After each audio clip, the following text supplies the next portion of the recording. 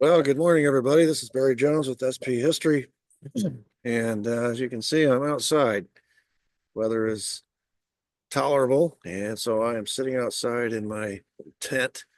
And it's kind of funny. I was sitting, you got to be careful sometimes. I was starting up I've had to restart this 3 times because people walk by and they curious what you're doing. They want to make conversation with you.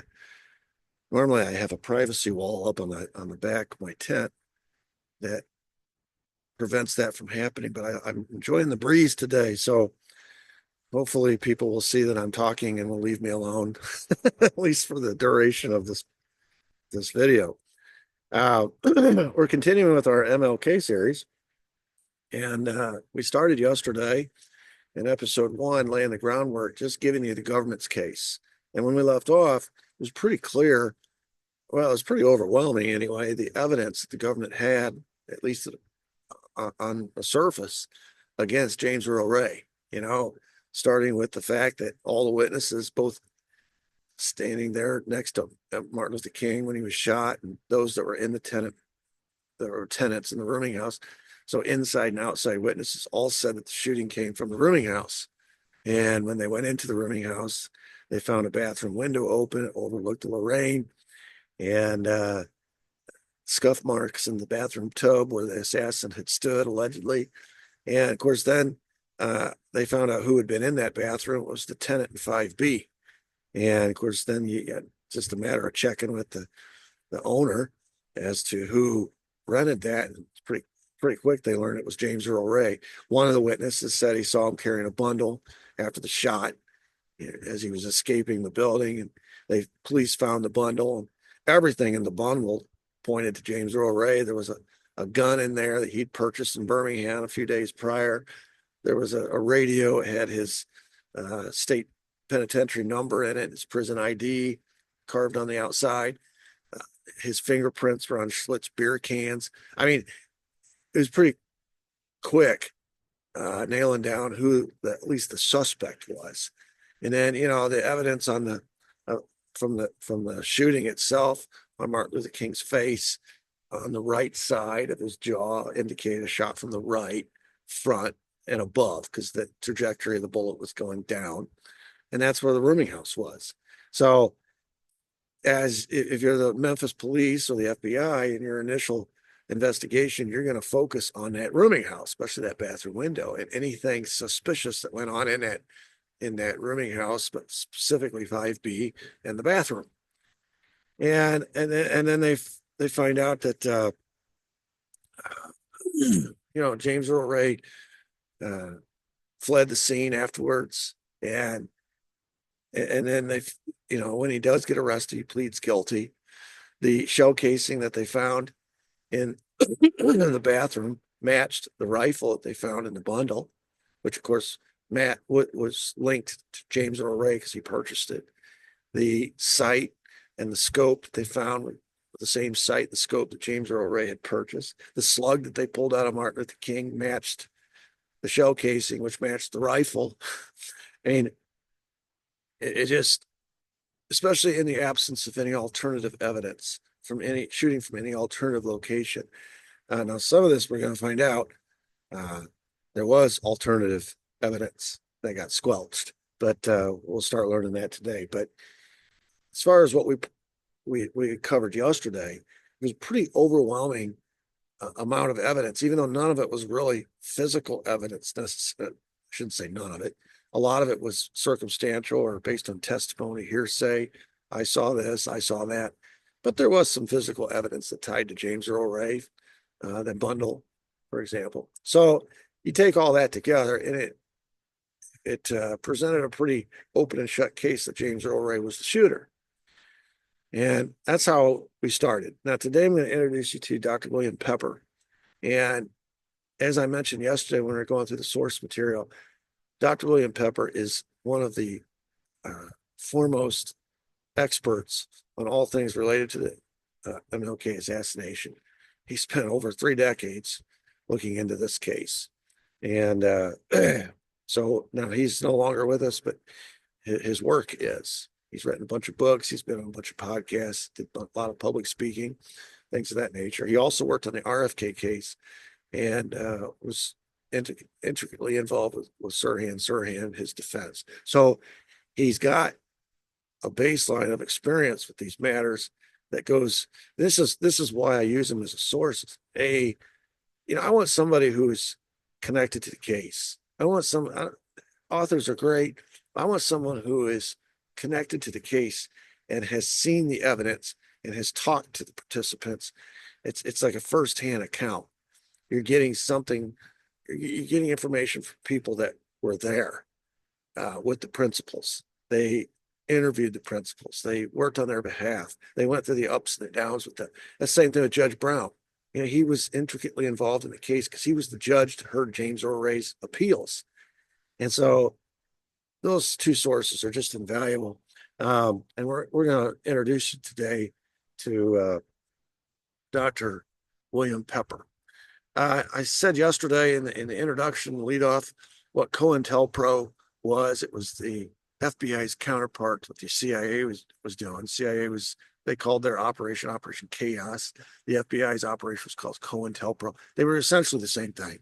It was designed to infiltrate and rat fuck the anti-war movement and the civil rights movement and all the leaders of such, to discredit them and to basically destroy their movements.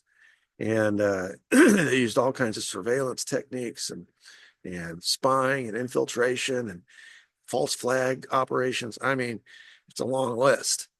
So when we talked about the RFK, did that series, it was the CIA using Operation Chaos to, I believe, infiltrate RFK's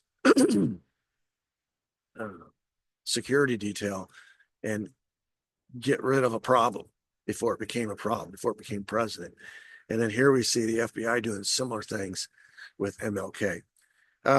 Just a review quickly about the evidence or the source material.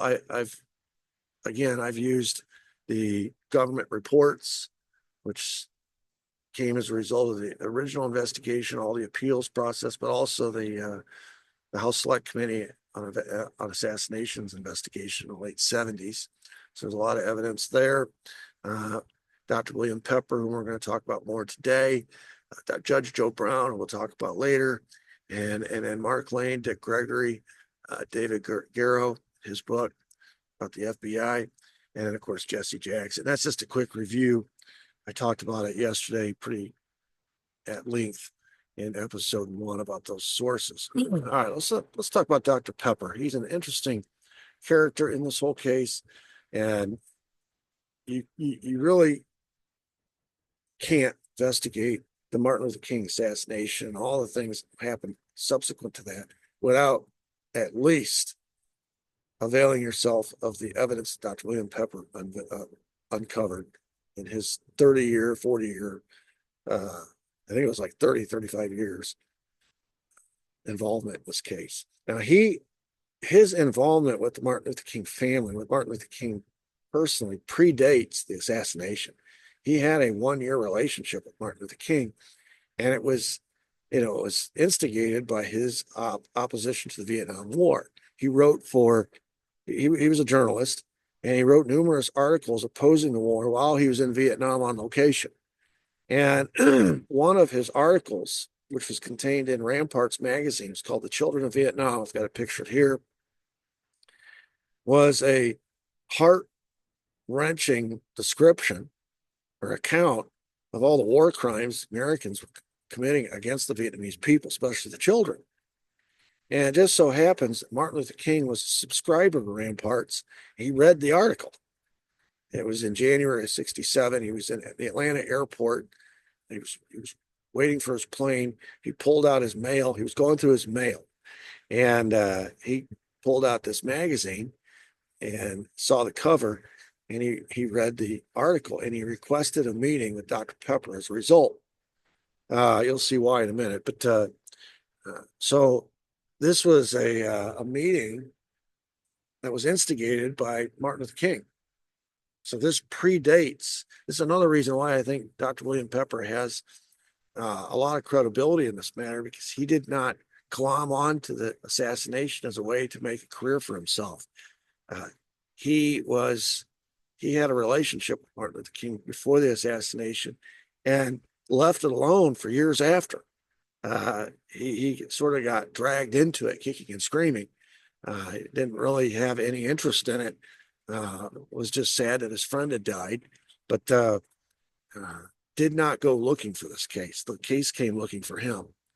And as I mentioned yesterday, the interesting thing about Dr. Pepper is he was not just the lawyer of record for the Martin Luther King family eventually. He was also the lawyer of record for James Earl Ray before he died in 98 in the appeals process. So he's had the unique distinction of serving both the victim's family and the alleged perpetrator simultaneously, because the interests of both merged at some point in order for the Martin Luther King family to prove that the government killed Martin Luther King. They had to prove that James Earl Ray didn't kill him. And so that worked in nicely with James Earl Ray's appeals process. Anyway, this was a meeting instigated by Martin Luther King. So in January of 67, Martin Luther King traveled to Brown University and he gave a speech. And after that speech, he and Dr. Pepper met for the first time, and they actually left together from Brown and traveled to Harvard to open what's called the Vietnam Summer. This is a volunteer project to basically involve the grassroots opposition to the Vietnam War and basically lay the groundwork for the 1968 presidential elections to try to bring about an end to the war through this election. In other words, support a candidate who was anti-war. And in the conversation that Dr. Pepper had with Dr. King, they found out that they had the same goals. They wanted an end to the Vietnam War. They both opposed the war. On this trip, Pepper, I've heard him talk about this, and it really touched him because he had just returned from Vietnam and he had a lot of pictures and things in his files, a lot of information in his files. And on the trip, he showed what he had in his files to Martin Luther King. And the stuff was so graphic and it touched Martin Luther King so deeply that he openly wept. This is in their first meeting. So Dr. Pepper knows immediately he has somebody who is a kindred spirit. They both oppose the war and they have found each other through their common opposition to this war. So this is the article there. It's the Brown Daily Herald. King in New England, talking at Brown on the left, and then on the right, as they head on to Boston, to Harvard, to begin this Vietnam summer. And he has with him now Dr. Pepper in tow. So for the next year, until Martin Luther King's death, he and Dr. Pepper began working on what eventually became known as the Poor People's Campaign. This was going to be a march on Washington, D.C. So they both have these ideas about ending the war. Pepper is writing about what he is seeing in Vietnam, and he encountered quite a bit of resistance there in Vietnam from the U.S. military and others, and he eventually got sent out. He had to leave Vietnam. So he created some enemies in writing about what he was seeing. Meanwhile, Dr. Martin Luther King is going around giving speeches, basically saying the same thing that Dr. Pepper is saying. And of course, he's creating enemies as well. And they would like to do something more than just write about and speak about this war. They'd like to do something tangible to put pressure on politicians to bring about an end to the war. And so the idea came, why don't we have a march? This is probably Martin Luther King's idea, right? That's what he did in the civil rights marches. That's how they affected change. They brought attention to things through their marches. So they said, why don't we have a march? It's not a civil rights march in the sense that it's going to be full of Black people. It's going to be open to people of all races And we're going to call it the Poor People's March because it seems like the only people that are getting drafted to go serve in this war are poor people. And they're white poor people, they're black poor people, they're generally speaking, they're just poor people, regardless of race. We're going to show up in Washington. We're going to occupy Washington. We're not just going to march the city streets and leave. We're going to occupy the area around the Washington Monument. We're going to stay there with 500,000 people, and we aren't leaving till we are heard. And this is the idea for the Poor People's March. So Dr. Pepper begins writing about this, and Dr. Martin Luther King starts going around speaking about this, trying to recruit an army of 500,000 people to go to Washington for this, what's going to be a long, drawn-out affair. So you got to be willing to commit to something like this. And of course, the FBI is fully aware of what both of these guys are speaking about. And I've put a memo here talking about how within the FBI itself, they are recognizing the potential for problems with this Poor People's March, this Poor People's Campaign, and what a problem Martin Luther King is becoming, what a problem the SCLC is becoming. It's stirring up a lot of division within the country. It's pitting the poor people of the country against the rich people of the country. It's convincing the poor people of all races that they're being screwed in this war. They're calling it the poor people's war or the poor man's war. In other words, they've got an eye on him. And you'll see here as we go forward, they've had an eye on him for quite some time. But they're becoming increasingly alarmed because he's transitioning. Martin Luther King is transitioning from his role as a civil rights leader to now a anti-war leader, which expands the base, right? When he's a civil rights leader, it's basically African-American people supporting his cause. And there's a limit, there's a lid on how high he can rise. But when he is opposing the war and he has poor whites listening to him, nodding their heads in agreement, following him, in addition to the poor blacks, it expands his base. And now they start thinking in terms of politics for the first time. This guy could be a president. He could translate this position that he finds himself in as a leader. You know, he started off as a civil rights icon. He started off as a preacher, and then he becomes a civil rights icon after everything that happened in Montgomery and Birmingham, et cetera, et cetera. And now he's turning into a national figure that's leading a movement against the war, which the war is supported by the establishment and by the elites in Washington.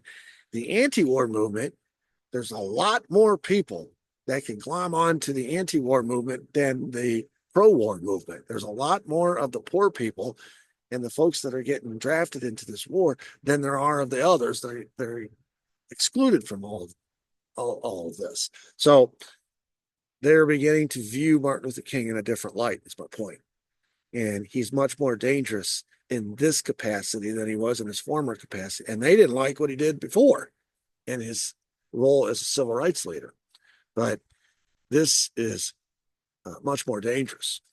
If you fast forward then after the Brown speech and the Harvard speech, and you go to April 4, 1967, which is exactly a year before he's assassinated, Martin Luther King delivers a powerful anti-war speech at Riverside Church. Now, this is after they met at Brown in January. So January, February, March. So for 3.5, 4 months, Dr. Pepper and Martin Luther King have been working together with this idea of this Poor People's March, this Poor People's Campaign.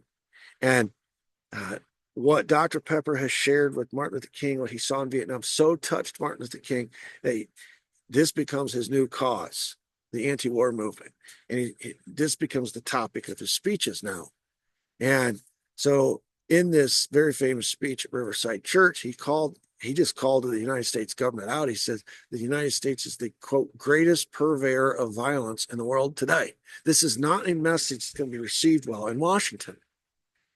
And obviously the speech had consequences. First, it did solidify in the minds of followers that Martin Luther King is no longer just the leader of a civil rights movement. He is now the leader of an anti-war movement, which is much larger and going to have much more impact. Second, the mainstream media really started to hop on the narrative that he was a traitor. You know, you see this every time the United States goes to war.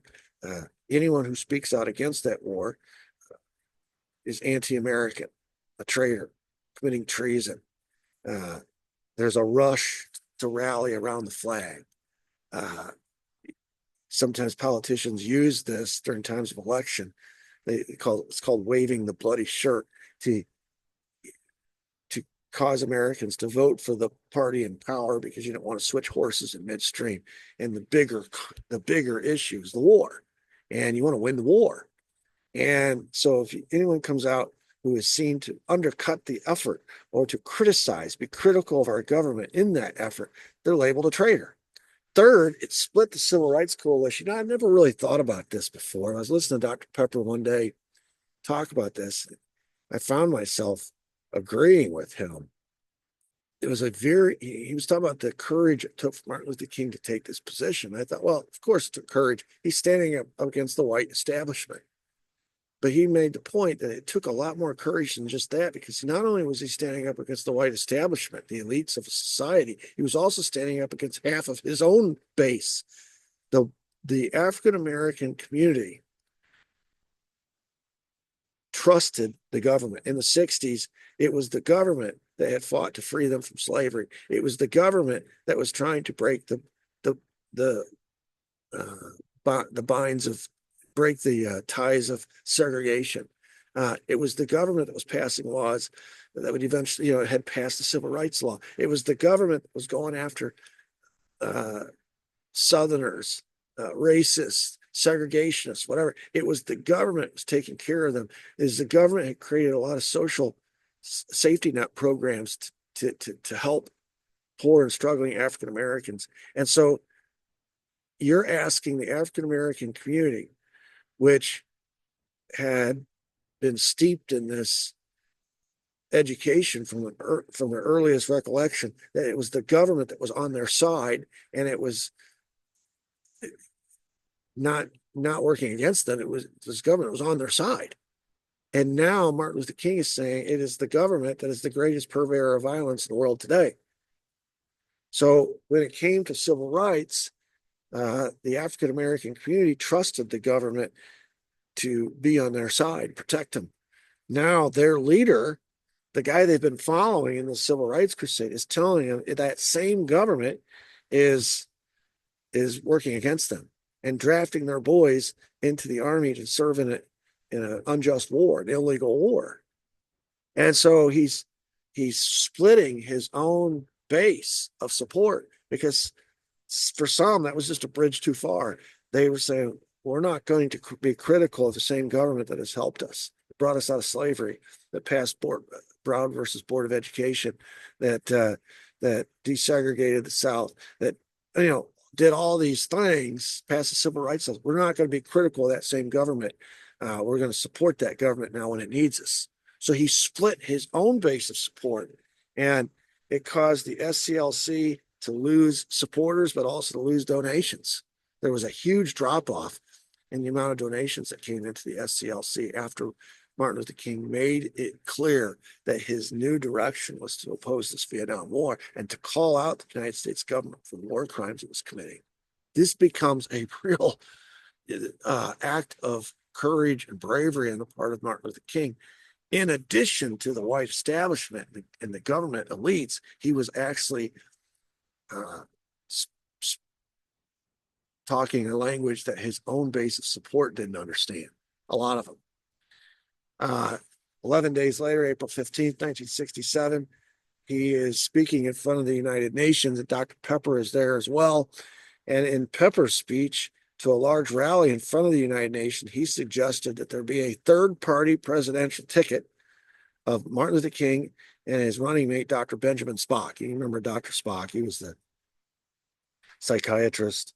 Or maybe he was a pediatrician. I don't remember, but he was a doctor, and he wrote that book about how to raise kids, et cetera, et cetera. But he was a peacenik, just like Martin Luther King, and that was the ticket that Pepper recommended. Now, Martin Luther King gets up afterwards and, in a symbolic gesture, accepted the honor, knowing full well he wasn't going to run for president in 68, nor was Dr. Benjamin Spock. But it was symbolically important. And he said, I would do it just to highlight the horrors of Vietnam. If not to win, I'd just do it for the opportunity to daily highlight the horrors of Vietnam, because as a presidential candidate, the media would have to cover me. Right now, the media can ignore me.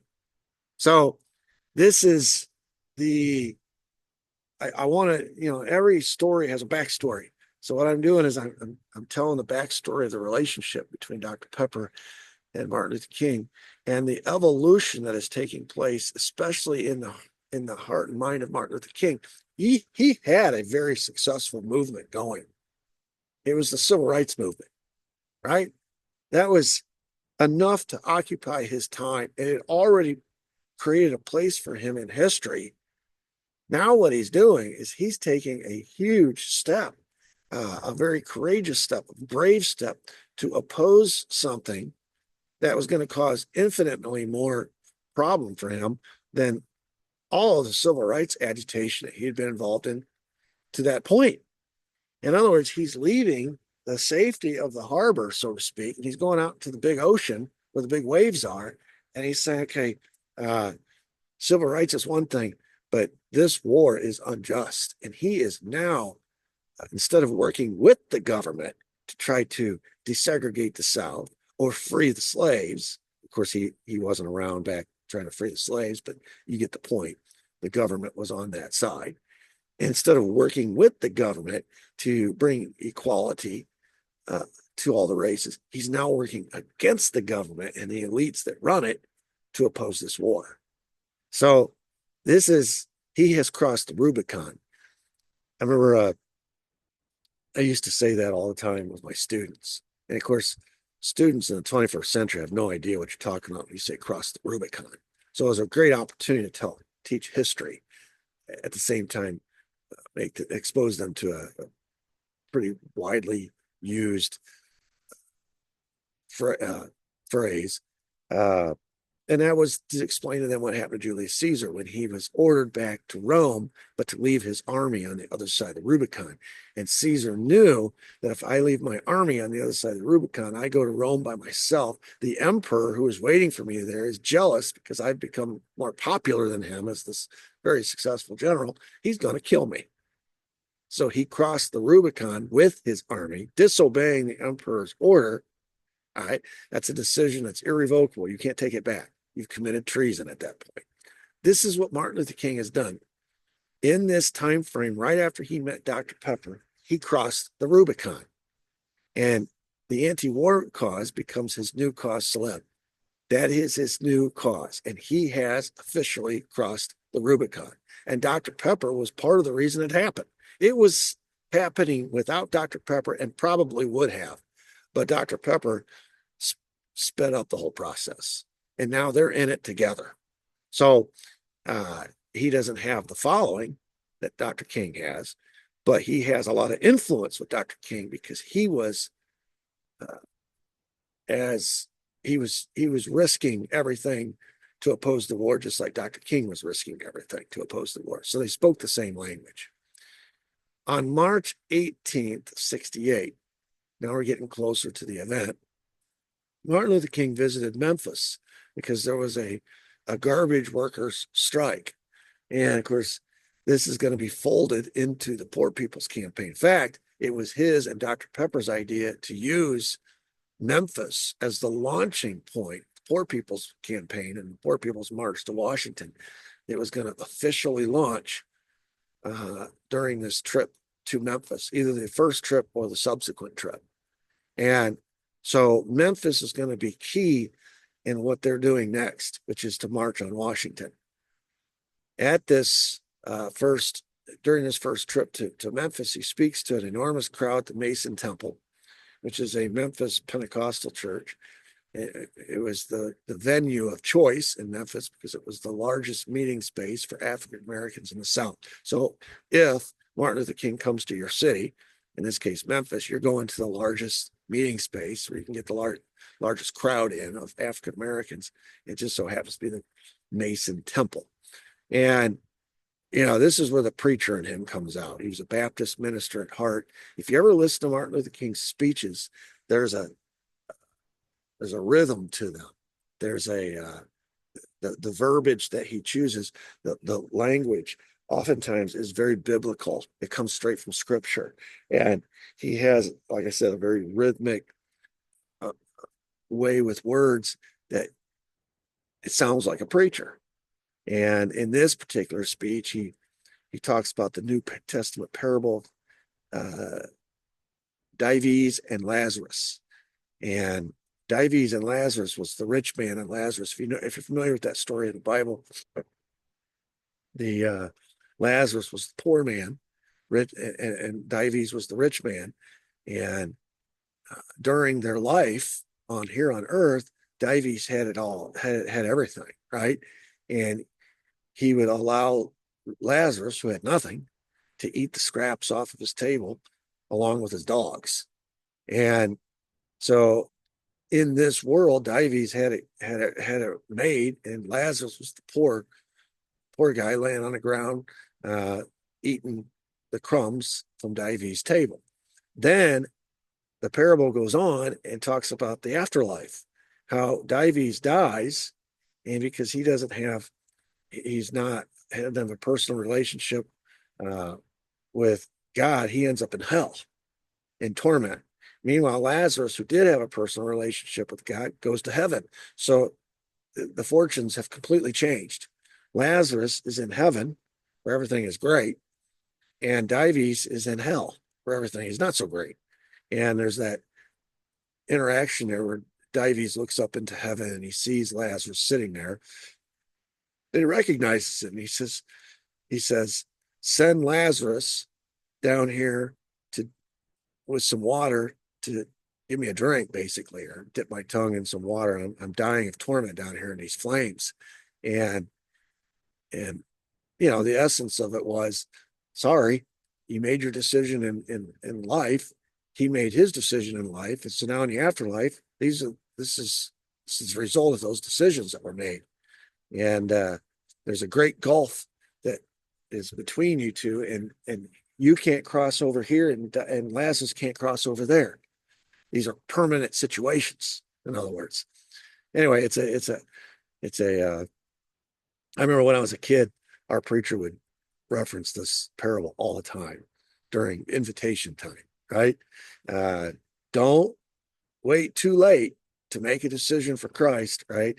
Because if you do, you'll end up like Dives. And it was kind of a scare tactic, I felt like, to get us to come forward, whatever. But this is the message that he was preaching at this Mason temple. And his point was that there is a decision to be made, just like he had to make a decision, just like Dr. Pepper had to make a decision about what's right and what's wrong. And whatever the consequences are, the consequences are. But there's a right and there's a wrong. And he's saying this is a day of choosing, basically. Just like Dives had a lifetime of choosing and Lazarus had a lifetime of choosing. And at some point, there will be a consequence of that choice. And he's referencing the Vietnam War. He's saying this is a time for choosing. Either you're going to support the war or you're not going to support the war. But this is the time to choose. And understand there will be consequences for that choice. But there is a right and a wrong here. And you need to evaluate what is right, what is wrong, and not base the decision on what is convenient or what is going to be socially acceptable or what is going to help gain you status or whatever, but to do what's right for right's sake. And it's a preacher calling his people to take a stand for something. And in his view, taking a stand against something was the right thing to do. And of course, the stand was against the Vietnam War. This is on March 18th of 1968. Of course, the reason he's in Memphis is for that poor people's campaign and this strike, the garbage worker strike that is taking place. But before he left, he promised he would come back. And he did on April 3rd, 1968. And this was supposed to be, the prelude to the Poor People's March on Washington. This is when it was going to happen. It's almost like people knew. It's almost like folks knew that this particular trip to Memphis is the one we got to stop. Or this is the one we've got to prevent from going forward and turning into this Poor People's March on Washington. Up to now, he's been talking about it, but this is the real thing now. And something has to be done. On April 3rd, 1968, he goes back to that same Mason temple and he gives that famous speech where he's they call it the mountaintop speech. And I put a quote in here because it's almost like not only is it that his opponents know something about this Memphis trip that is significant, but it's almost like he knows something because the speech comes off somewhat prophetic. He says, quote, "Well, I don't know what will happen now. We've got some difficult days ahead." Remember, he's been preaching about taking a stand. That was the whole point of his March 18th speech. Take a stand, do the right thing, damn the consequences. Just do what's right for right's sake. And in the end, we'll be rewarded for doing the right thing. It may not come in this life. It may come in the future life, like with Lazarus. But there will be a reward for doing the right thing, taking a stand. So now he's giving a follow-up to that. He says, I don't know what's going to happen now. We've got some difficult days ahead, but it doesn't matter with me now because I've been to the mountaintop and I don't mind. Like anybody, I would like to live a long life. Longevity has its place, but I'm not concerned about that now. I just want to do God's will. And he's allowed me to go up to the mountain. And I've looked over and I've seen the promised land. I may not get there with you, but I want you to know tonight that we as a people will get to the promised land. And I'm happy tonight. I'm not worried about anything. I'm not fearing any man. Mine eyes have seen the glory of the coming of the Lord. I mean, it's like a Negro spiritual. You could almost put music to it, sing it. And he's talking about how, he's referencing again another Bible story, which is Moses and how he went to the mountain and God showed him the promised land and he was able to see it, but he never actually got to go there. And he's saying, I've been to the mountaintop. I've seen the promised land, everything we've been fighting for, equality, equal rights, all these things. I've seen the promised land. We're going to get there. But now you need to go on with me on this new journey, and because it's part of the old journey. The old journey is about equality, but the new journey is too about equality because this war is unjust. It is using poor people, poor white people, poor black people to fight a rich man's war. And that is not equal. One side is doing all the sacrifice here. The other side is setting the policy, but the one side is doing the work of the policy and paying the price of the policy. And that is not equality. And so it's just a very, very impactful speech, obviously, in a long list of impactful speeches that Martin Luther King gave in his lifetime. Everybody talks about his speech in Washington, in 63, the I Have a Dream speech. But it's hard to read any of Martin Luther King's speeches and not see the eloquence in all of them. They're just borderline brilliant. So, and of course, we know what happens the next day. This was the day that was supposed to launch the Poor People's Campaign all the way to DC. And instead, it's the day that MLK is assassinated.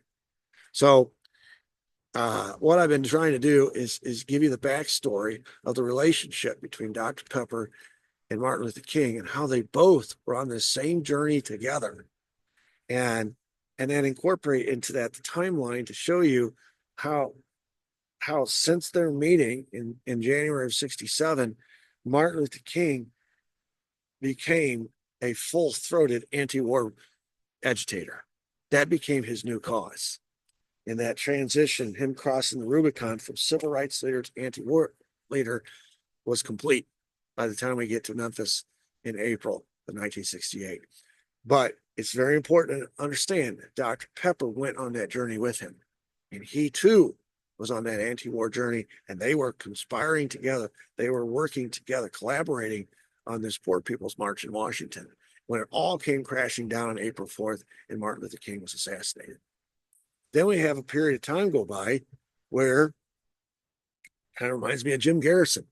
Jim Garrison, on the heels of the JFK assassination, wanted to investigate it, but when the FBI came out and cleared David Ferrie and released him with a scathing rebuke of Jim Garrison for having detained him, Garrison said to his staff, he said, well, the FBI knows better than we do. They know more about this than we do. So if they say there's no New Orleans connection and we've got other cases to work on and we need to leave this alone. And he didn't pick it up again for several years when the case sort of gets dumped on him.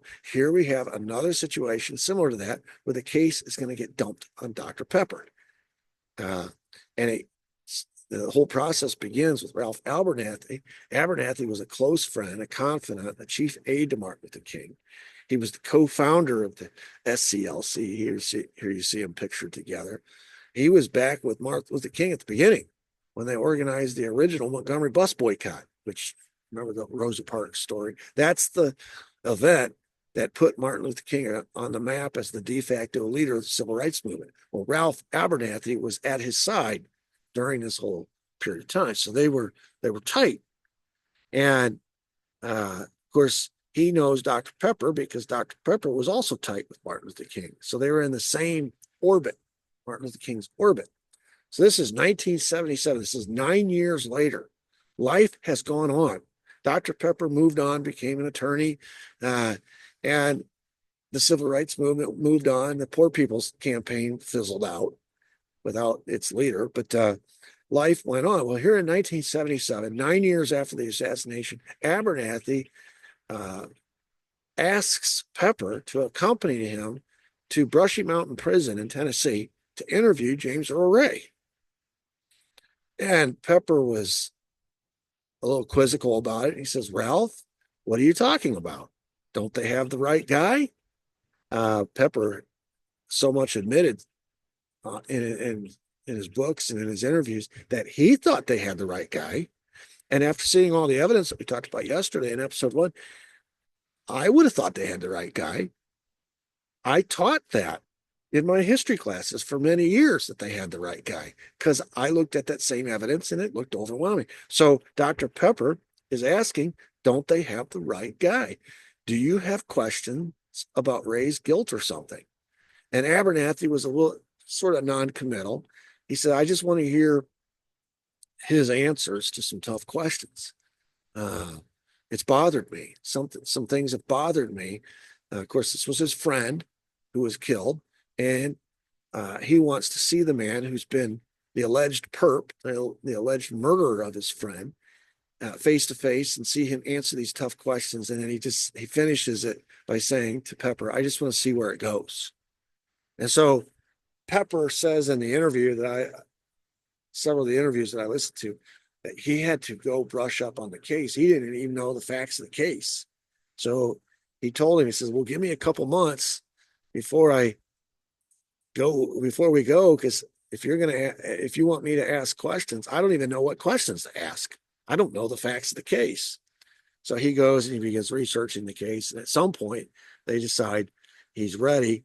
And the following year, August of 78, they have the meeting. And the participants of the meeting were as follows. Now, this is Dr. Pepper with Ralph Abernathy going to Brushy Mountain Prison to meet with the alleged assassin of Martin Luther King. Now, obviously, James Earl Ray is going to be there. Ray's attorney, who at the time was Mark Lane, you see him pictured there. Mark Lane was with the beard in the bottom picture, along with his client, James Earl Ray. Reverend James Lawson, who was Martin Luther King's best friend in Memphis, Tennessee, pictured top right there. He's actually the guy who invited Martin Luther King to Memphis. Dr. Pepper is there, pictured top left.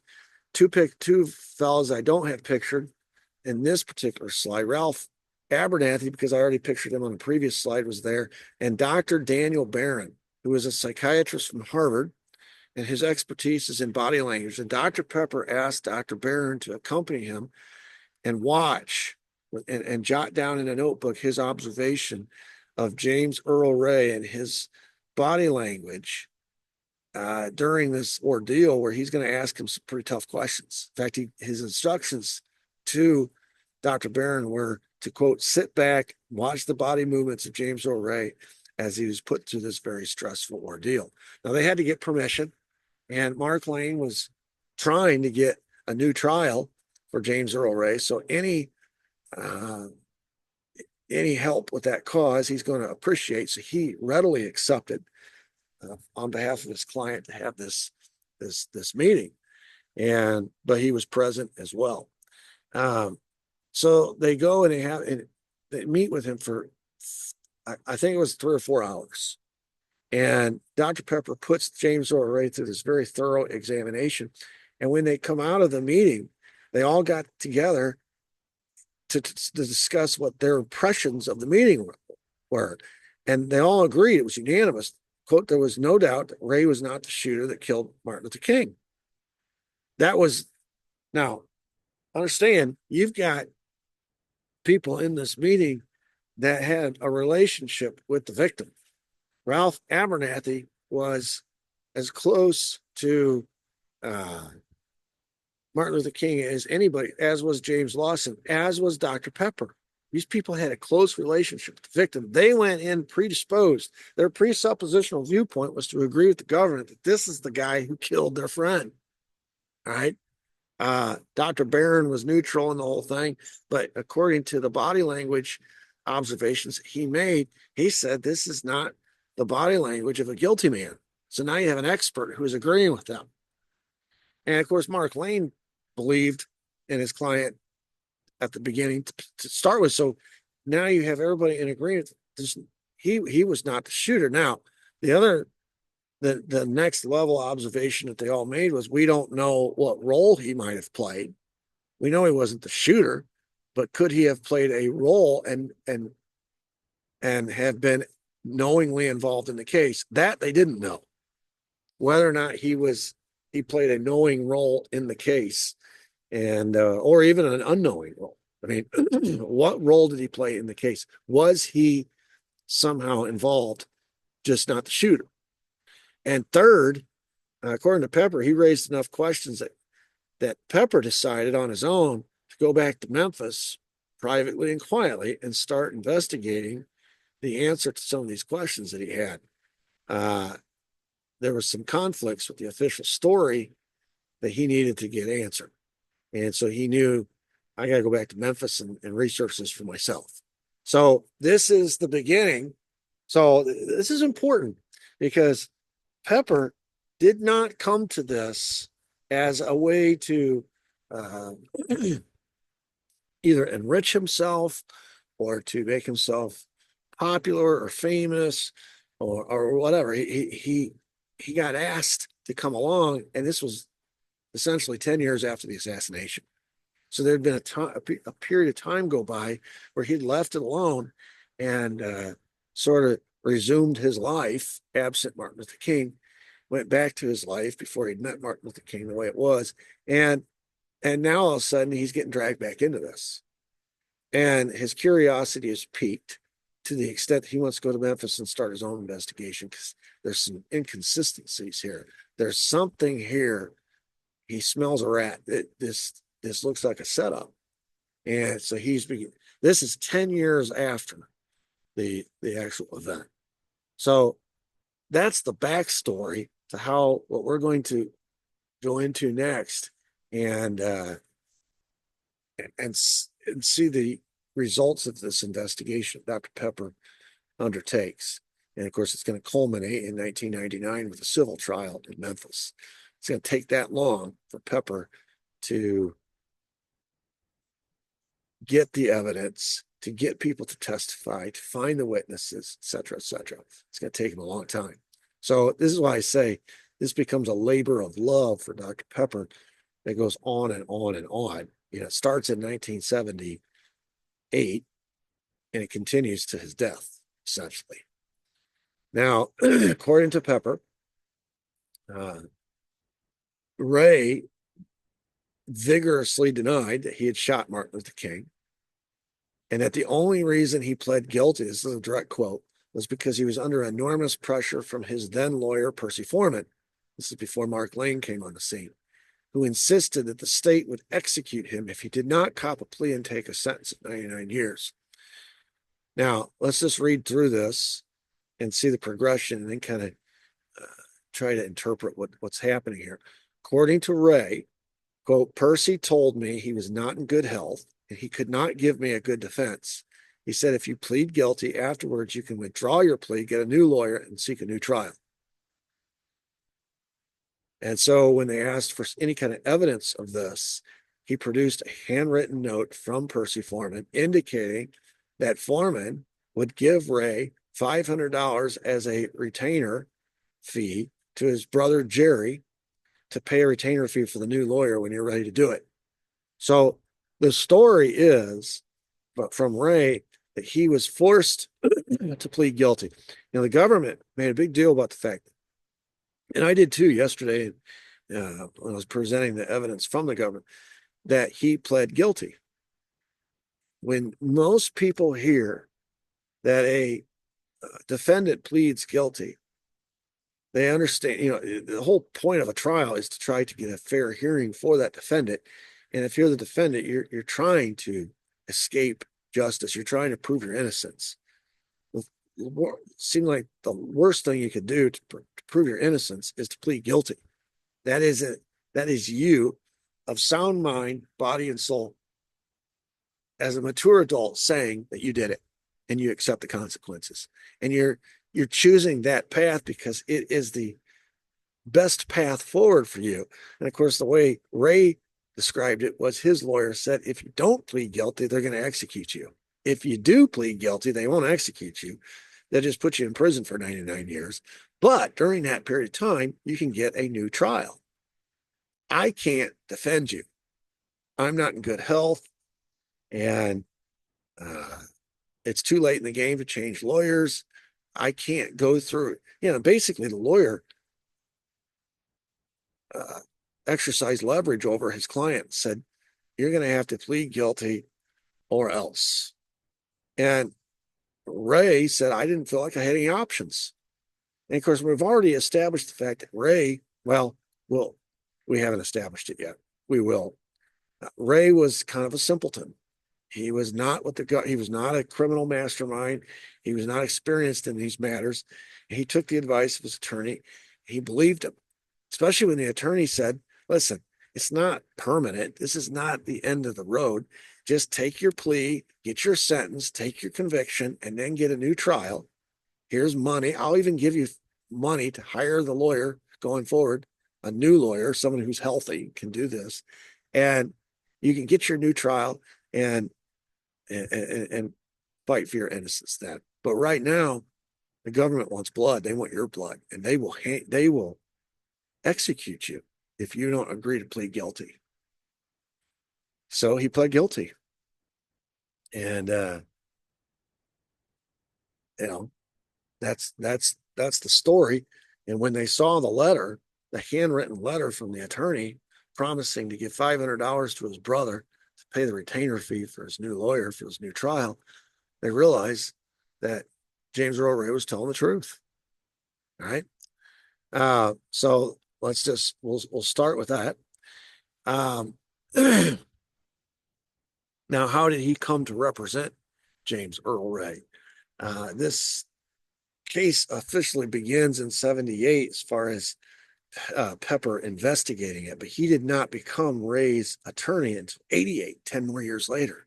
And now, it wasn't because James Earl Ray didn't ask him. James Earl Ray kept asking and begging him, please represent me. Please be my attorney.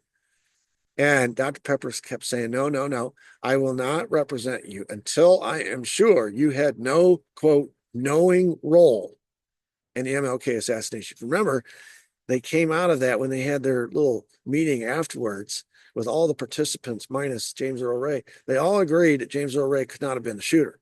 But they then also agreed that they had no idea what his role could have been, because he could have had another role in this. He's hiding that. He just wasn't a shooter. And Pepper needed 10 years. It took him 10 years to be sure that James Earl Ray did not have a knowing role in this plot. At that point, he agreed to represent James Earl Ray in his appeals process.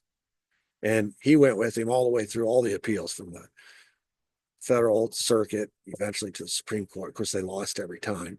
But that's the backstory to how Dr. Pepper became James Earl Ray's attorney. It started in 78 when they had the meeting at the prison. And then from 78 to 88, Pepper went to Memphis and began investigating the case for himself. And during that 10 years, Ray kept asking him to be his attorney. Pepper kept saying no. Finally, by 88, he realized, or he was sure in his own mind, that Ray had no knowing role in the MLK assassination. So he agreed to represent him in all the appeals process. That's how. So this, none of this, all on the way, was knee jerk or a quick reaction or overreaction. It took a lot of time for this process to unwind and for Pepper to get involved. It took him 9 years after the assassination to get asked to go to Brushy Mountain and meet James Earl Ray. He had no desire to do it. He didn't do it on his own. He got asked, and as a favor to Ralph Abernathy, a friend of Martin Luther King, he did it.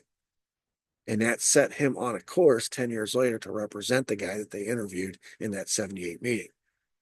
So you do the math from 1968 to 1988, when he finally agrees to represent him, that's 20 years. So none of this happened quickly. And during that 20-year period, he has been investigating the case for the last 10 years.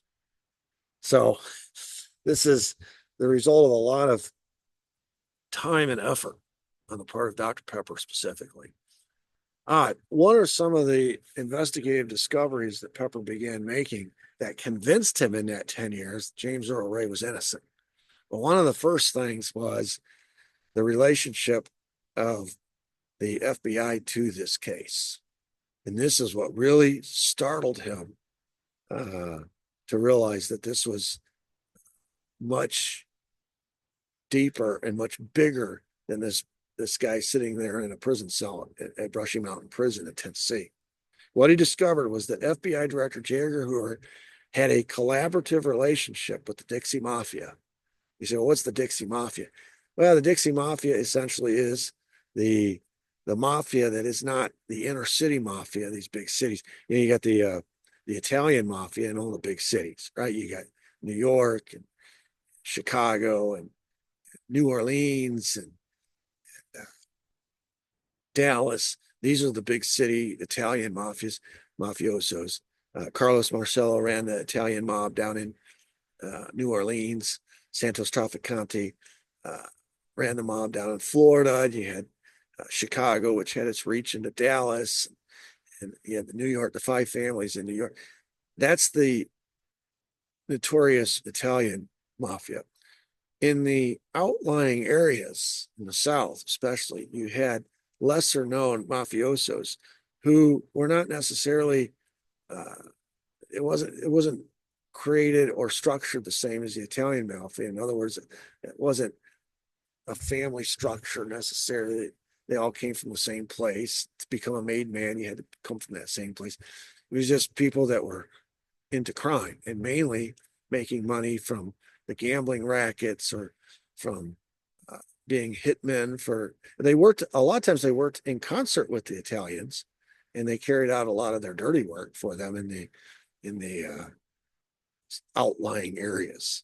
You're talking the Dixie Mafia, it'd be Mississippi, it would be Arkansas, it'd be Tennessee, Alabama, Georgia, Louisiana, obviously. But it was the mafia that was outside of the city and in the backwoods areas. And of course, they made a lot of money from moonshining, all the residual income that came from prohibition, et cetera, et cetera. Anyway, according to what he discovered was that J. Edgar Hoover had a collaborative relationship with the Dixie Mafia. Specifically, the head of one of the Dixie Mafia families in Memphis, whose name was Russell Adkins Sr. And Russell Adkins Sr. is the head of the Memphis Dixie Mafia. Of course, he has family members. He had a son. He had two sons, actually, that were involved in the family business. And what Pepper discovered was that J. Edgar Hoover, through his number two, Clyde Tolson, who you see Tolson pictured bottom right. He's also pictured there with J. Edgar Hoover. And Russell Adkins Sr. is the guy there in the circle, the red circle. That's Russell Adkins Sr., the head of the Memphis family. Clyde Tolson's pictured bottom right, and of course J. Edgar Hoover's top right. Anyway, according to Dr. Pepper's discoveries, Hoover sent Clyde Tolson on a regular basis to meet with Russell Adkins Sr. Sometimes he was carrying instructions. Almost always he was carrying instructions, but he also carried money to pay off informants and to take care of matters that Hoover wanted taken care of. Now, we're going to get into where this source material is coming from here in a minute, which is how Dr. Pepper found out all this, because there was somebody from inside who's reporting all this to him.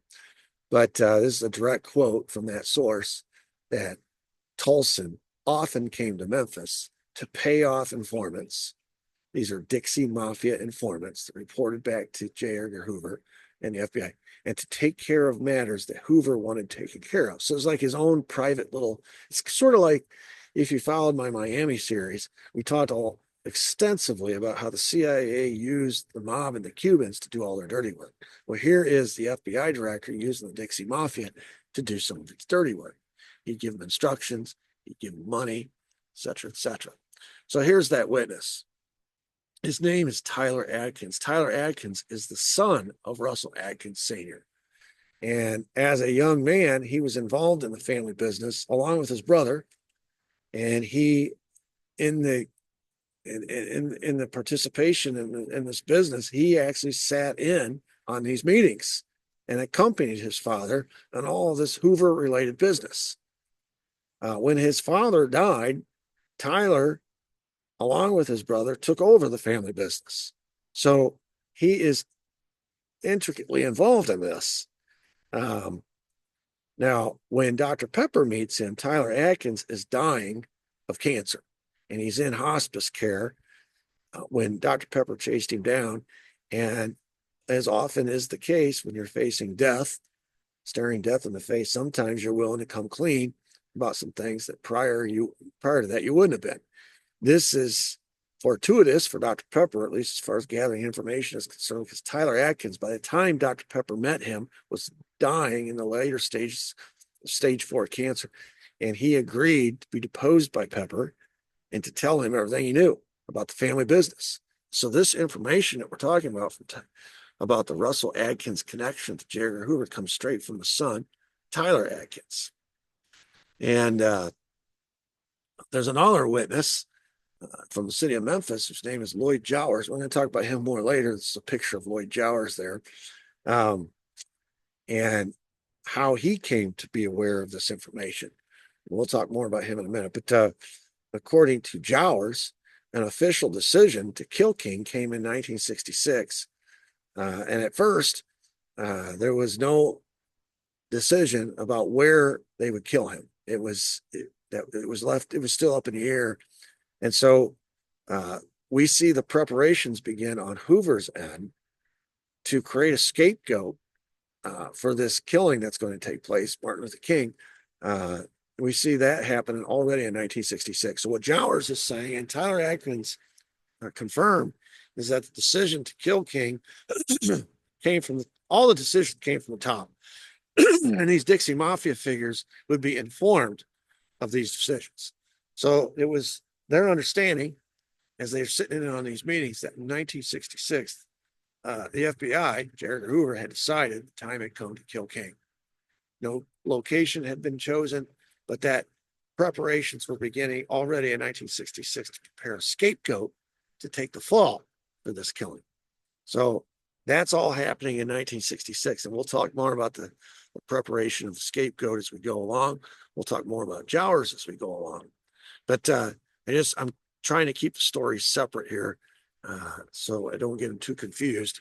So what we've learned so far is that the FBI director, J. Edgar Hoover, has a connection to the Dixie Mafia, and he sends Clyde Tolson back and forth to these Dixie Mafia figures to carry instructions to carry money. And the reason is we know about this is because one of the Dixie Mafia families operating out of Memphis was run by Russell Atkins Sr., and his son, Tyler Atkins, sat in on the meetings. Tyler Atkins, after Russell dies, ends up running the family, he and his brother. So, and for a long time, he didn't tell anybody any of this, but now he's dying of cancer. And William Pepper contacts him, and he agrees to go on the record and be deposed. And he tells the story about how Dr. King has a relationship with his dad. After his dad died, that relationship extended to him and his brother and the Dixie Mafia, their family there in Memphis. And then Lloyd Jowers, another witness Dr. Peppers tracks down, says, well, yes, that's true, but the decision was made in 66 to kill King. And that's when King began, or that's when FBI Director J. Edgar Hoover begins preparations to prepare for a patsy in 66. It started all the way back then. The assassination doesn't happen until 68, but the preparations began in 66. And of course, guys like Lloyd Jowers and Tyler Atkins are privy to it. So they're explaining to Dr. Pepper the backstory to what eventually happens on April 4, 1968.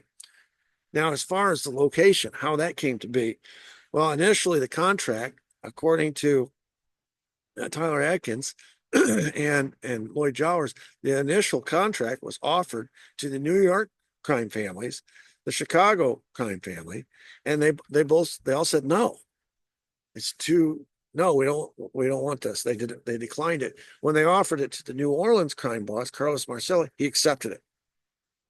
So that now that sets, at least as far as a region is concerned, where the killing has to take place. It has to take place somewhere in Carlos Marcello's territory, right? He's not going to order the hit in New York or Chicago. That's not his territory. So he accepts the contract. He hands it off to an underboss of his, a Memphis boss named Frank Liberto, to carry out the killing. So Carlos Marcello, and that's Carlos Marcello top, and that's Frank Liberto bottom. So he hands the contract to his underboss in Memphis, Frank Liberto.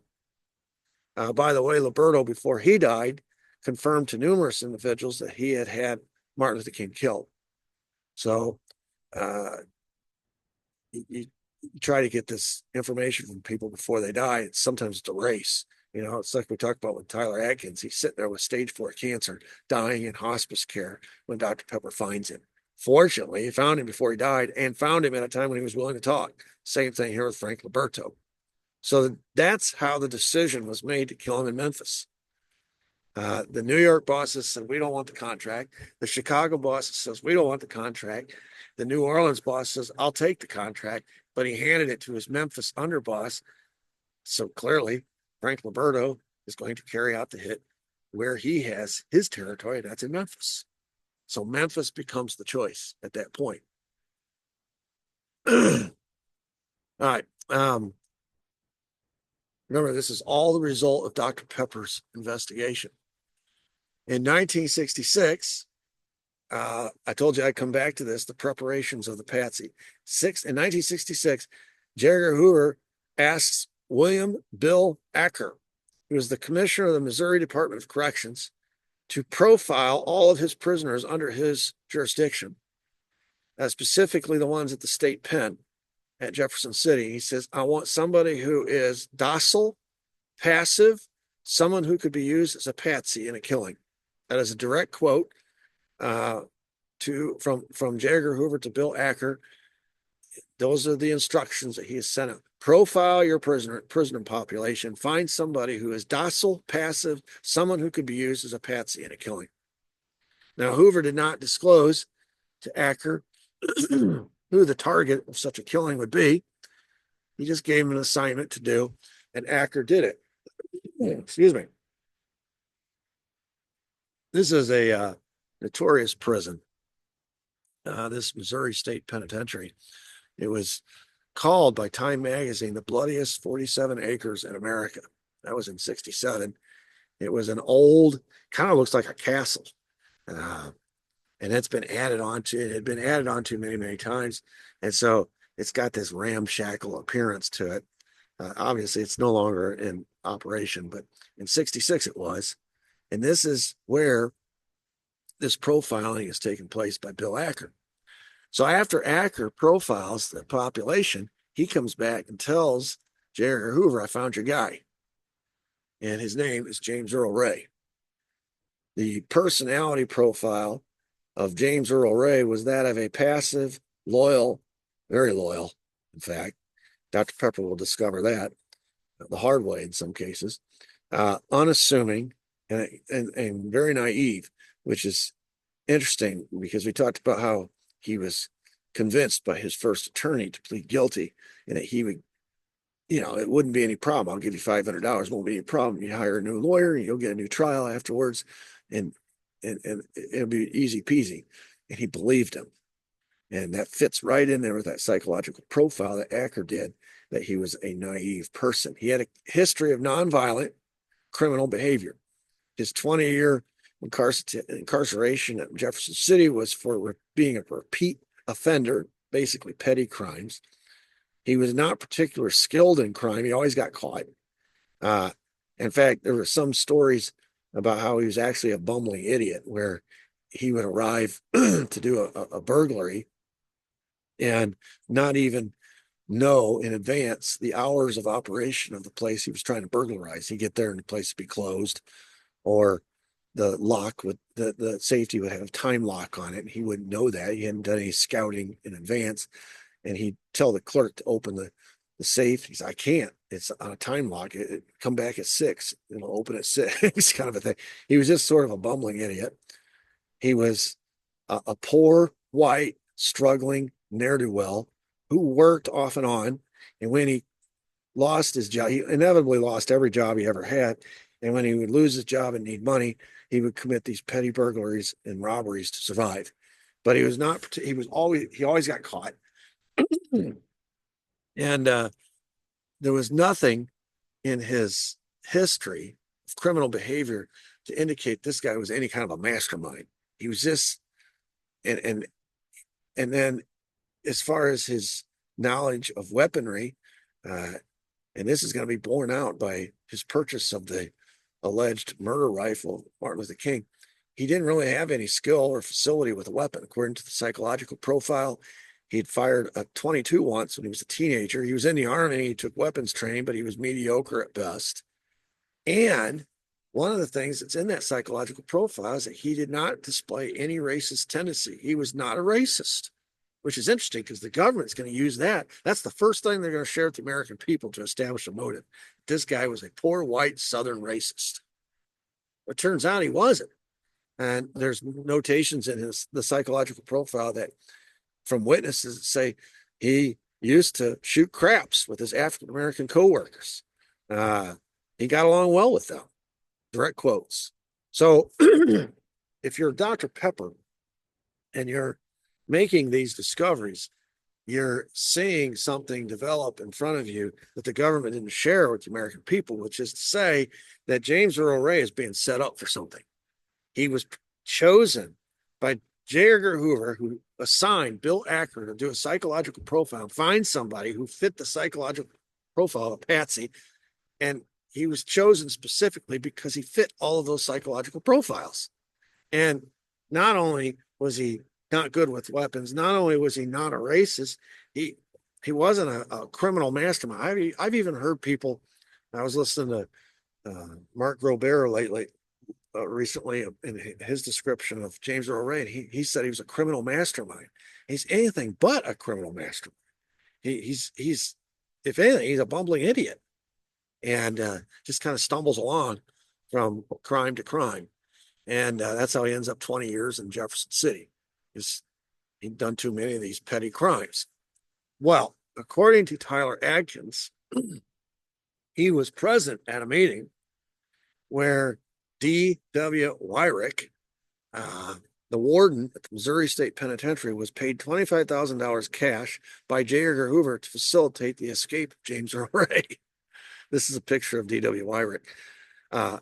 According to Tyler Atkins, he accompanied his father, Russell Atkins Sr., and Clyde Tolson, Representative Hoover, Hoover's number 2 at the FBI, and they took this cash money to the Missouri State Penitentiary and paid D.W. Wyrick to facilitate the escape of the guy they've profiled to be their patsy. Now, according to Tyler Atkins, Ray was completely unaware of all of this was going on. Now Ray was always scheming to escape. That's one of the things you'll notice about if you do any research of Ray, even after he went to prison for 99 years for the assassination of MLK. He escaped from prison several times in Tennessee. He was an escape artist. It was one thing he was good at. It's the one thing he was good at. So they knew this guy was wired that way, that he would try to escape. So they paid this warden $25,000 to make the escape possible. And so sure enough, April 23, 67, Ray escapes the Missouri State Penitentiary, which is how their patsy now is free and available to go do what they've set him up to do.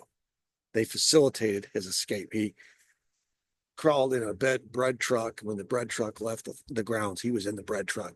And he just disappeared into the ether. He was in the wind. And next time the public is going to be aware of him is in Memphis, almost an exact year later. So what happens next? So you see here what's going on. If you're Dr. Pepper, you realize, this James Earl Ray guy, he was where he was when he was supposed to be there, because this was all prearranged. All right. Another discovery that Dr. Pepper makes revolves around the use of an alias, Eric S. Galt. I brought this up at the end of yesterday in episode 1, that this was going to be a very significant detail in the case. It's just very similar to what happened with Lee Harvey Oswald, when he too was given an alias by, in his case, naval intelligence. When he was in the Marines, he was recruited into intelligence. He used an alias that intelligence gave him, and that alias stayed with him to the day he was arrested, indeed up to including the day he died. But he didn't invent that alias. It was given to him by intelligence. Well, we're going to see a similar thing take place here with James Earl Ray. Ray did not choose this alias. Now, this alias is going to be used in the wanted poster after Martin Luther King is killed, to go all across the country to show that this guy is escaped prison. He's the guy that's wanted for the murder, and he uses an alias. And this alias was given to him shortly after he'd escaped from prison. In other words, he was in contact with somebody after he escaped from prison that was sort of handling him. Sound familiar? He had a handler. We'll get into that later. But and this handler, now Ray would not, and this is the frustrating thing for Dr. Pepper and the loyalty factor, that part of that psychological profile, that Ray was extremely loyal to people he thought were trying to help him. Ray, to his dying day, thought whoever gave him this alias was trying to help him. The guy convinced him, I'm on your side, I'm trying to help you. So he would never divulge, even to Dr. Pepper, his own attorney, the identity of the person who gave him the alias. I think we can draw conclusions as we go through this, that his handler, acting on behalf of intelligence, military intelligence, gave him this alias, especially because when you find out who the guy was, the connections to intelligence are so obvious. It's somebody in intelligence through his handler gave him this alias. And of course, the handler, his whole purpose for being in Ray's life at this time was helping him, trying to get papers so he could escape. So this would explain why Ray felt so loyal to him, obligated to protect his identity, because he thought this guy, his handler, was trying to help him escape by giving him this alias. Anyway, again, I can't prove any of that. I just think it's pretty, and so did Dr. Pepper, I think it's pretty open and shut. I think it's pretty obvious, if you just use deductive reasoning, that he wasn't in touch with a lot of people. He's trying to keep a low profile. He was an escaped convict. He was on the loose. He was in the wind, right? Everybody's looking for him. in theory, they're looking for him. Find out later they're not, but they're watching him. They're handling him, but they're not looking for him. But he doesn't know that, and so uh, he meets this guy whom he thinks is just a random chance meeting. That's how a lot of these handlers meet the people they're supposed to handle. They arrange these meetings, and he's given this alias with the promise that papers will come that he'll be used. He'll be able to use to get a passport to escape the country, flee to Europe or Africa, or wherever, so he can live happily ever after his escape from prison. So that's anyway. He did not choose this alias. That's my point. It was given to him in the summer of '67. This is right after he escapes, and of course, he never reveals to anyone, so far as I know, the identity of the person who gave him this alias and the documents that he was used to get the passport to escape to England, where he was eventually arrested. But here is I guess it's circumstantial evidence that points to intelligence, military intelligence. There's a guy named John Downing, and I misspelled intelligence there. Oh, I guess I didn't. That I believe, and Dr. Pepper believes, was involved in the selection and the handing out of this alias. He was the head of the 902nd Military Intelligence Group operating out of DC, which at that time was like the top of Army counterintelligence. And of course, James Earl Ray had been in the Army. And the mission of the 902nd Army Counterintelligence Group was to conduct proactive counterintelligence to detect, identify, assess, and counter foreign intelligence entities. And I put this in red, insider threats. This 902nd Military Intelligence Group used surveillance. It was counterintelligence. All right, so it's trying to root out enemy spies, foreign intelligence entities, and anybody that they might be using on the inside internally here in America to rat fuck our government, so to speak. So one of Downing's senior officers visited the real Eric S. Galt shortly before Ray received the alias. In other words, if you trace it back through the real Eric Galt, and there is a real Eric Galt, we're going to get to him. If you trace it back in the movements, you realize that the real Eric S. Galt, from whom this alias came, received a visit from somebody from the 902nd who was ordered to go there by John Downing to talk to Eric S. Galt shortly before they went, and through the James Earl Ray's handler, offered the use of this alias to James Earl Ray. Almost like they were telling the real Eric S. Galt, listen, we're using your name as an alias for an operation in a counterintelligence operation. We just need you to know, be aware this is happening, and for this reason, and you'll see why the reason here in a minute. But here's the real Eric S. Galt. This guy is a senior official at Union Carbine, operating out of Canada. He's in charge of the warehouse and the shipping of military equipment. To have this job, you have to have a top secret security clearance. Now, here's where the convenience factor comes in. Here's where they're strategic in the name that they choose for the alias, Eric S. Galt. You know, a lot of times these aliases are very common, or they're not so specific as to trace back to a real person. In this case, it traces back to a real person. Allowing James Earl Ray to use this name gives him the freedom to circulate freely. If he ever gets stopped by law enforcement and he gives the name Eric S. Galt with the accompanying documents that they gave him to prove who he was, when they run a check on that name, it's going to go back to this real Eric S. Galt. It's going to reveal his top secret security clearance, which is going to shut down any local law enforcement investigation of this guy using Eric S. Galt's name. In other words, it's going to create a dead end situation. It's like I can run around and do anything I want. And if local law enforcement ever stops me and I give them my ID and they run a check on that ID, it's going to lead back to this guy. And he works for the government in this in this job that requires a top secret security clearance. And if you're local law enforcement, that you know what that means. That your job of investigating that person is over, right? He's above your pay grade. So the choice of Eric Escalt for the alibi for the alias indicates an involvement of military intelligence.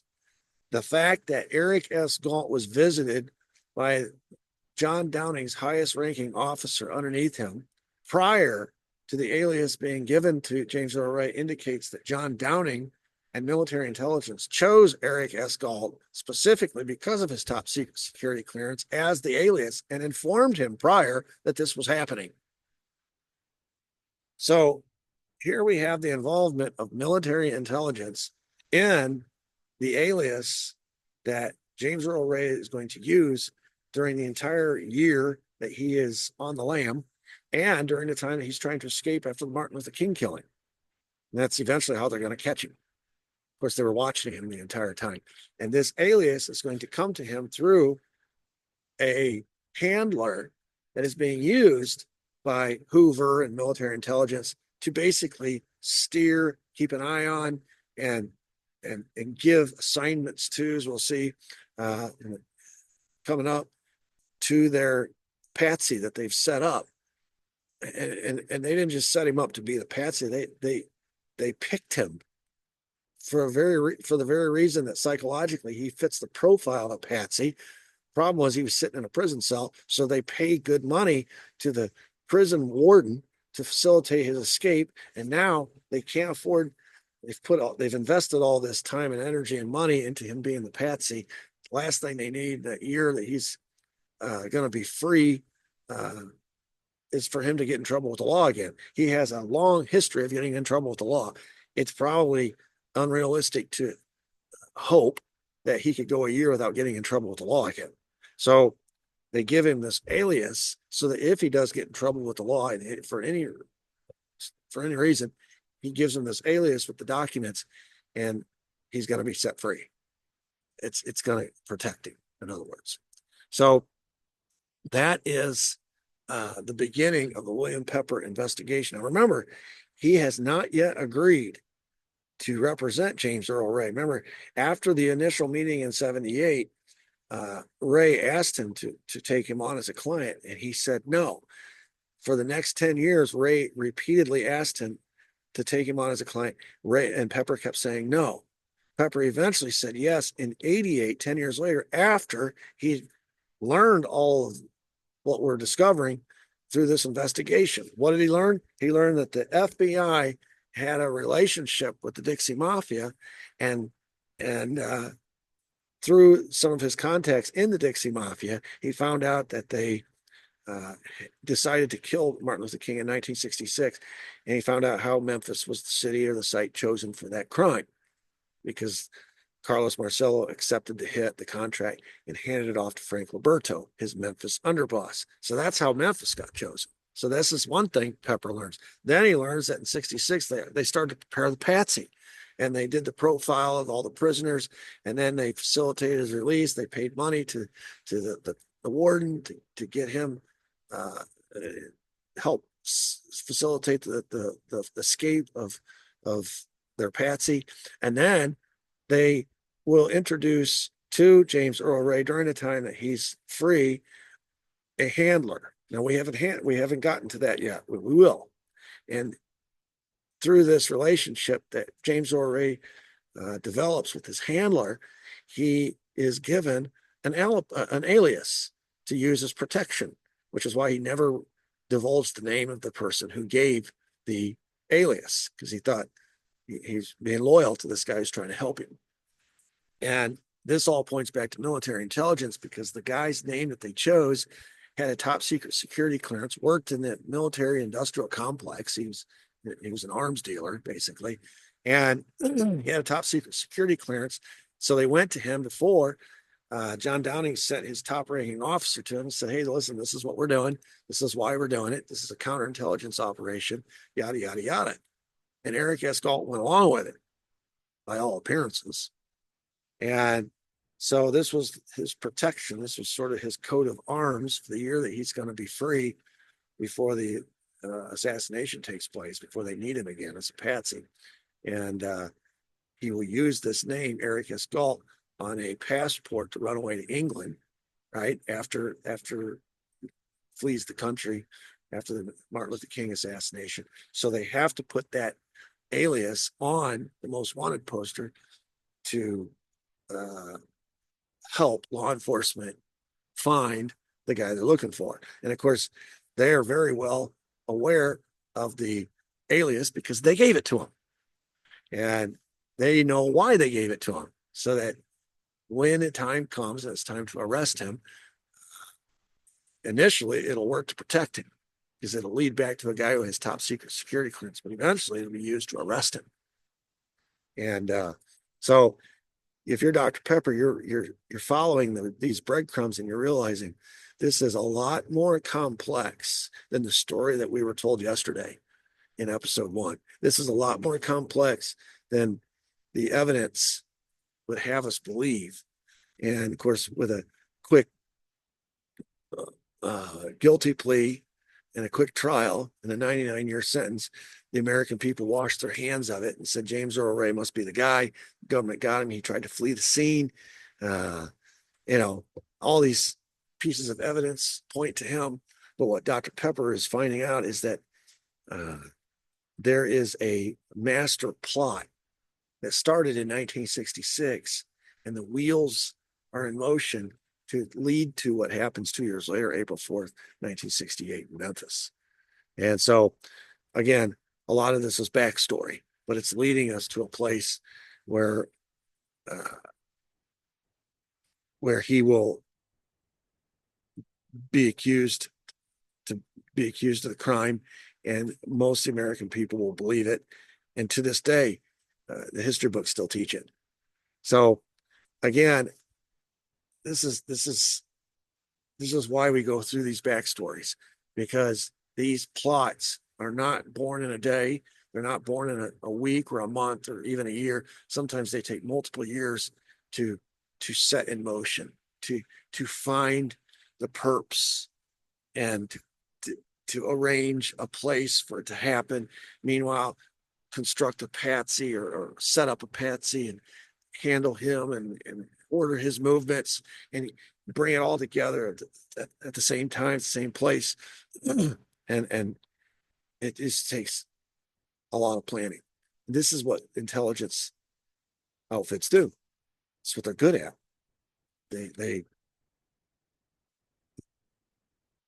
It's their standard operating procedure. It's what they do.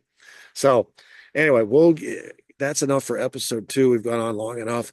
Episode 3, we'll get into learning about his handler and how he contributed to, James Earl Ray's movements, because James Earl Ray was not making his own decisions. Just like Lee Harvey Oswald did not choose to go to New Orleans, just like Lee Harvey Oswald did not choose to go to Mexico City, just like Lee Harvey Oswald did not choose to go to Dallas. When you are an intelligence asset, you do what you're told. And sometimes it's witting and sometimes it's unwitting. In Lee Harvey Oswald's case, it was witting. He knew he was an intelligence asset, and so he did what he was told.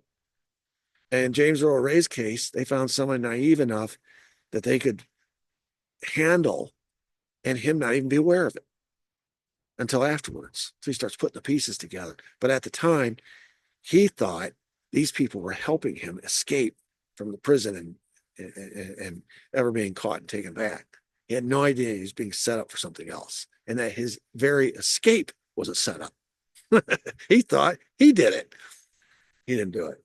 So anyway, it reminds me of the Sirhan situation. I think that's one of the reasons why Pepper got involved later in the Sirhan case, because there again is an unwitting patsy, someone who didn't realize what he was being set up to do.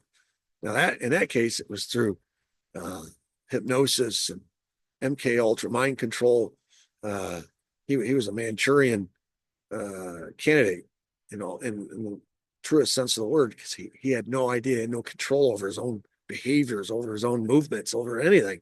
He was over his own memory even. because he was sort of like an automaton that was remotely controlled by a third party, by somebody else, and had no memory of it afterwards. We already talked about the RFK case. So in a lot of ways, the JFK case used a intelligence asset of their own to be set up as the patsy. That was in 63. In 68, it's almost like they learned in the 5 years since it's dangerous to use one of our own as the patsy, because those connections, as hard as we try to obscure those connections back to us, somebody looks hard enough, they're there. So let's take somebody who's not connected to us and let's control their movements and their actions and their behaviors through other means.